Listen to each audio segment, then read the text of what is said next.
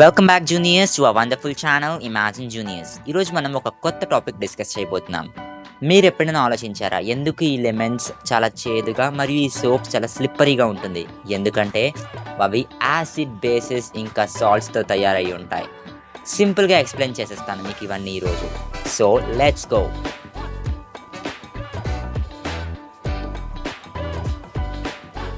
అసలు యాసిడ్స్ అంటే ఏంటి? యాసిడ్స్ అంటే వేటికంటే సోర్ టేస్ట్, చాలా చేదుగా ఉంటాయో, తర్వాత బ్లూ లిటమస్ని రెడ్కి మారుస్తాయో, తర్వాత హైడ్రోనియం అయాన్స్ ఉంటాయో. Sour taste, blue to red litmus, hydronium ions. So acids are the substances that taste sour, turn blue litmus red and release hydronium ions. So ఇక్కడ ఎగ్జాంపుల్స్ చూపిస్తున్నాను. For example citric acid, acetic acid, తర్వాత hydrochloric acid. ఇంకా types కూడా ఉంటాయి.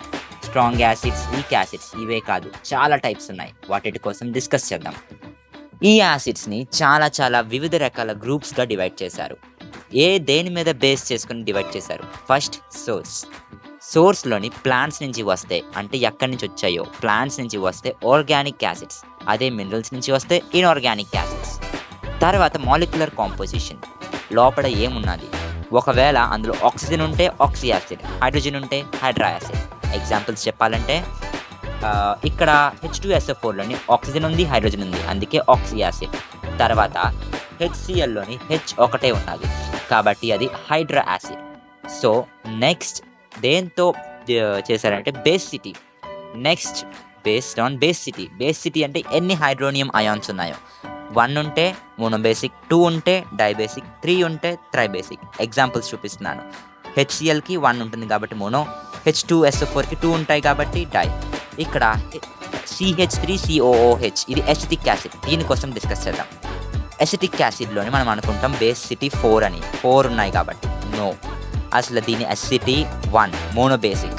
ఎందుకంటే ఎప్పుడైతే మనం acetic యాసిడ్ని వాటర్లోకి వేస్తామో జరిగే రియాక్షన్ ఏమిటంటే ఎసిటిక్ యాసిడ్ ప్లస్ వాటర్ ఒక్క హైడ్రోనియం అయాన్నే ఇస్తుంది కాబట్టి అది మోనోబేసిక్. సో మోనోబేసిక్ అంటే బేసిటీ అంటే అసలు యాక్చువల్గా ఎన్ని హైడ్రోజన్ ఆటమ్స్ ఉన్నాయని కాదు, ఎన్ని హైడ్రోనియం అయాన్స్ వస్తాయి వాటర్లోకి వేసిన తర్వాత, దాన్నే బేసిటీ అంటారు. సో నెక్స్ట్ కాన్సన్ట్రేషన్ అంటే ఎంత క్వాంటిటీ ఉన్నది, ఎన్ని H+ అయాన్స్ ఉన్నాయి. ఎక్కువ వాటర్ ఉంటే దాన్ని డైల్యూట్ అంటారు, ఎక్కువ యాసిడ్ ఉంటే దాన్ని కాన్సన్ట్రేటెడ్ అంటారు. సో మీకు ఒకటి ఇంపార్టెంట్ చెప్పబోతున్నాను, ఎప్పుడు వాటర్ని యాసిడ్లోకి వేయకండి, యాసిడ్ని వాటర్లోకి వేయండి. ఎందుకంటే అది ఎక్సోథర్మిక్ రియాక్షన్, చాలా హీట్ని ప్రొడ్యూస్ చేస్తుంది, తర్వాత చాలా లాస్ జరుగుతుంది. సో ఎప్పుడు వాటర్ని యాసిడ్లోకి వేయకండి, యాసిడ్ని వాటర్లోకి వేయండి. నెక్స్ట్ ఎలా తయారు చేస్తారు యాసిడ్ని? సింథసిస్ అంటే 2 ఆబ్జెక్ట్స్ని డైరెక్ట్గా కలిపేయడం. హైడ్రోజన్ ఇంకా క్లోరిన్ రెండింటిని కలిపితే హైడ్రోక్లోరిన్, హైడ్రోజన్ ఇంకా బ్రోమైడ్ రెండింటిని కలిపితే హైడ్రోజన్ బ్రోమైడ్. ఇవన్నీ యాసిడ్స్. H2+Cl2, H2HCl. తర్వాత వాటర్కి నాన్ మెటల్ యాడ్ చేసామనుకోండి, నాన్ మెటాలిక్ ఆక్సైడ్, అప్పుడు కూడా మనకి యాసిడ్ వస్తుంది. For example CO2 carbon dioxide plus water మనకి H2CO3 కార్బోనిక్ యాసిడ్ వస్తుంది. అలాగే ఇక్కడ ఎగ్జాంపుల్స్ చూపిస్తున్నాను. తర్వాత యాసిడ్కి ఉన్న ప్రాపర్టీస్ ఏంటి? సోర్ టేస్ట్, చాలా చేదుగా ఉంటుంది. తర్వాత ఫిజికల్ స్టేట్లో సాలిడ్ ఉంటాయి కొన్ని, తర్వాత కొన్ని లిక్విడ్ స్టేట్లో కూడా ఉంటాయి. తర్వాత effect on skin, corrosive effect, చాలా డేంజర్ ఎఫెక్ట్ ఉంటుంది స్కిన్ మీద.